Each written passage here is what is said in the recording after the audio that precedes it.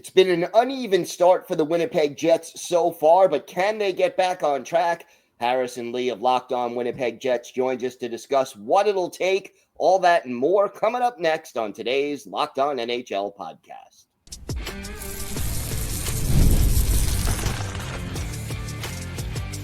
You're Locked On NHL, your daily podcast on the National Hockey League. Part of the Locked On Podcast Network, your team every day. Gil Martin here, and welcome everybody to the Monday edition of the Locked On NHL podcast. We are part of the Locked On Podcast Network, your team every day. I want to thank everyone who makes Locked On NHL your first listen every day. Don't forget to subscribe on YouTube or wherever you listen to podcasts so you never miss an episode. Today's episode is brought to you by FanDuel. Download the FanDuel app now by visiting FanDuel.com and win $300 in bonus bets if your first $5 bet wins. It is my pleasure to welcome back to the show the host of Locked On Winnipeg Jets, Harrison Lee. And Harrison, a little bit of an uneven start for the Jets, but it's only been 2 games. What stands out to you most in the early going?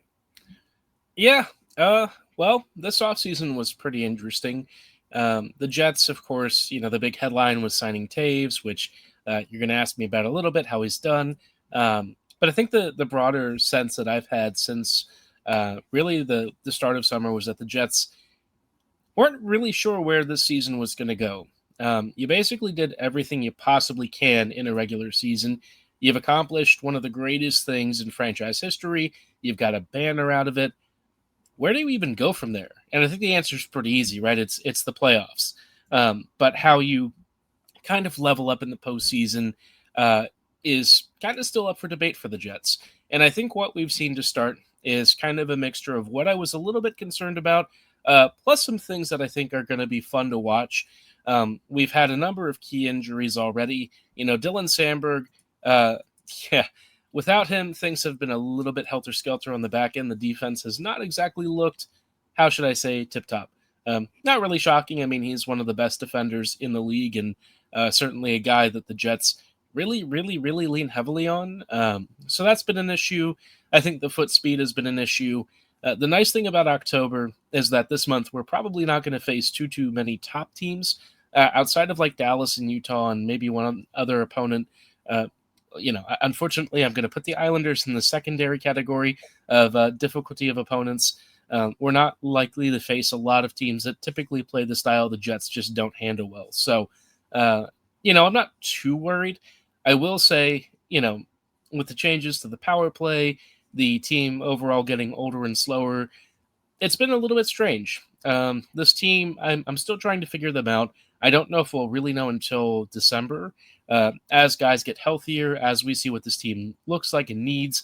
Suffice it to say, I'm kind of expecting, the team to make the playoffs, but how we get there is maybe a little bit of a different story. You mentioned Jonathan Taves. How does he look after all that time off? And is he, at this stage in his career, do you think, a legitimate 2C? So he's been fine, I guess, is how I describe it. I haven't really noticed him a ton in the traditional sense. He's had a couple of really good passes. He probably could have gotten his first goal against the Stars, was a little unlucky in that game. But otherwise, like the defensive zone work, better just pretend that doesn't really exist. I think a lot of what is going to be noticeable with him is really just the foot speed. The processing speed's still there. The foot speed is okay. I just think ideally you have him in your bottom 6. I think as a 2C, he's being asked to do a little more than you'd probably want. Again, he's been fine, but I think a lot of folks had this impression he was going to be, in the best shape of his life, coming back to be an impact level player, and maybe he gets there. But I think even if you asked him personally about it, he'd probably say, yeah, it's going to take time to get there. In preseason, he said, there was some good, some bad in some of my performances. And I think that's just what we're going to have to take from him. He's 37. He had long COVID. We don't really know how he's going to sort of ramp up over the next few weeks. But the Jets just don't really have anyone else that can play this position super well. So he'll have to do. And I think, as long as he gets good support from his teammates, like we've seen from Iafallo and most recently from Chibrikov, I think the Jets can kind of lean on him for a little bit until they have a more permanent solution. Obviously, you mentioned the injuries to the blue line. How big of an impact is that having on the fact that after a couple of games, and yeah, it's only 2 games, but Connor Hellebuck's numbers just don't look Hellebuck-esque? The funniest thing is, like, he gave up 5 goals and he still gave up less than expected against the Stars. Dallas just kind of spanked the Jets for about 40 minutes. So he's been about as good as you could ask, which tells you, yeah, the defense, it's not defending. Fleury Pionk was the second pairing, and they just kind of got taken to the cleaners. Fleury, I appreciate that he tries hard, loves the game, all that fun stuff. But asking him to be a second pairing defender is probably a little bit above his pay grade. He's a third pairing guy, right? That's where you ideally want him. But the Jets don't live in a world of ideals, and I think right now, especially, they're seeing that they need external help. I don't think there's really any way of getting around that. I was not quite expecting it to be as bad as it's been. Colin Miller will be coming in because Fleury's now injured, so they just keep dropping like flies. Miller just should have been playing to begin with, but I think it's safe to say the blue line's pretty vulnerable. The guys that I thought the Jets could have leaned on, they don't seem to really have a preference for. They like the big guys, and I'm like, great, that's fine. Can they skate the puck out of the zone? And if they can't, well, good luck with that. So you've heard me talk about Logan Stanley over the years. He had a rough couple of games, but he did have one really big PK shift at the end of the Kings game that I think he deserves a lot of credit for. You're going to have moments like that because I think the broader sample is going to be a little on the rougher side for the next few weeks.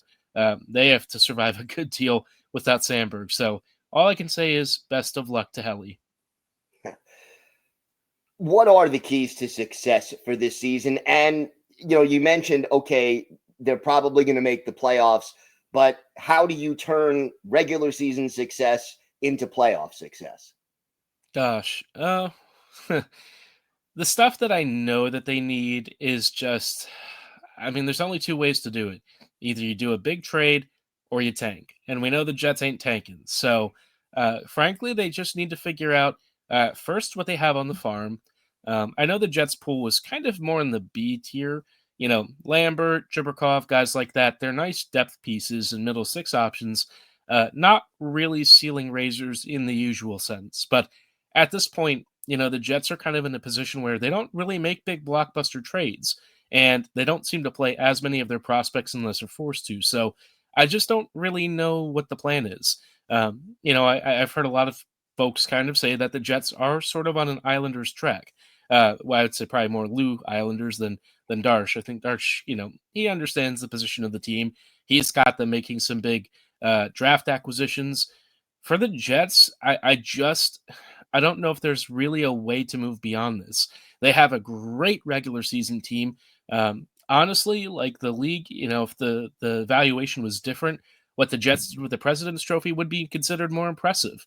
82 games for a President's Trophy really is an extraordinary accomplishment, and yet because they can't win the cup, they're looked at as a lesser franchise, and it sucks. It's a tough spot to be in. So, I do feel for the Jets in some ways, but I also look at this upcoming season and really the trade deadline and stuff.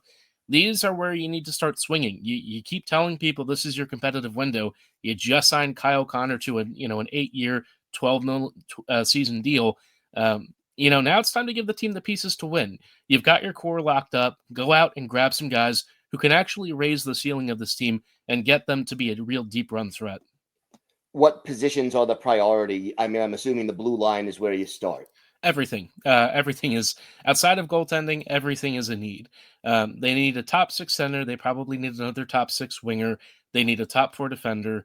And you really only have a shot at maybe one of those from all 3 positions. So, I think once Dylan Sandberg's healthy, the defense will look a lot more normal. But if that's what you're relying on, it does feel a little bit dicey. I used to think having a big forward would be a bigger upgrade. I kind of go back and forth. Like at full health, the forward is better. But if the Jets have another blue line injury, it's not looking good. So pick your favorite at this point. The Jets just have a lot of needs, and I think that's really going to be the story of the season. Is they'll be fine in a lot of areas, but I think for the playoffs, I'm setting very modest expectations. They barely got out of the first round last year. They were 1.6 seconds away. I'm not sure that they necessarily have that to rely on this year. But maybe Hellebuck does something crazy. Maybe the Jets somehow, play some really amazing playoff hockey and surprise us all. I'd love to have my expectations upset, but I think for this season, this is not the year that I'm feeling, the year to go all in. I would look more at next year and the year after that. All right. Well, we'll see how it all plays out. Harrison, why don't you tell our viewers and our listeners where they could find the podcast and where they could find you on social media? We are on Locked On Winnipeg Jets, same as Locked On NHL, and you can follow us on Twitter at LO_Winnipeg Jets and me at HL Living Loco if you want to hear about how I love our Jets' current defense. But all right, Harrison, thank you so much. Thanks for having me. Today's episode is brought to you by FanDuel. The NFL season is here, and FanDuel has an offer that you don't want to miss.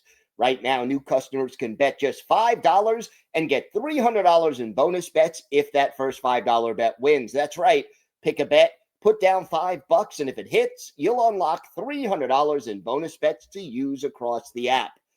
I love how FanDuel gives me so many ways to play. I've built parlays to increase my odds. I've tried player props, and I've even followed the live lines during games. It makes watching football even more exciting when you've got a little something riding on the action. So whether you're a casual fan or love diving into the stats, FanDuel makes the game day experience so much better.